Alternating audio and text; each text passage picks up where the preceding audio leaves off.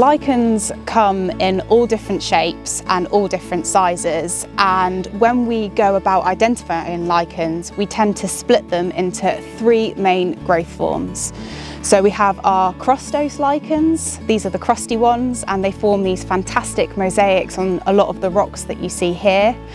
We also have our fabulous foliose and leafy lichens, where the main lichen body looks like a leaf growing on top of the trees or the rocks.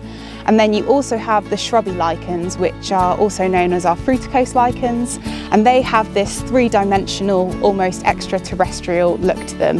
And all three of these growth forms are found within our churchyards.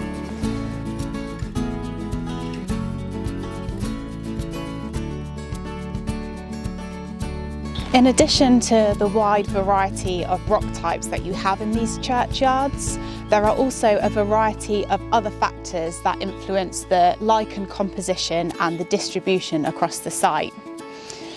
So the orientation of the rock is really important, whether it's north-south or east-west, because this determines how much light the lichens receive. In addition, a vertical headstone will support a very different lichen community to a horizontal tombstone, for example. And with regards to the metal, if you think of the lead within the stained glass windows or the iron crosses, and this metalliferous influence also determines what lichens grow there. In addition to this, the treated wood on the lich gates and also on the benches will have their own suite of lichens, and this habitat is also characterised by fantastic veteran trees, and again these in turn will have their very own lichen communities.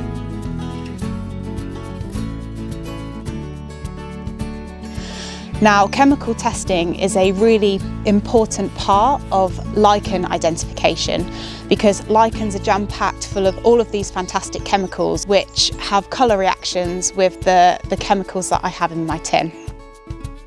So here we have two different gravestones that look very similar, but in fact one is actually sandstone and the other one is limestone. In terms of the rock properties, these differ hugely in terms of their chemistry and their textures and also their rates of absorption, and this is absolutely reflected in the lichen communities that these rocks support. There is no lichen that is growing on this limestone gravestone that is also present here on this sandstone, and vice versa.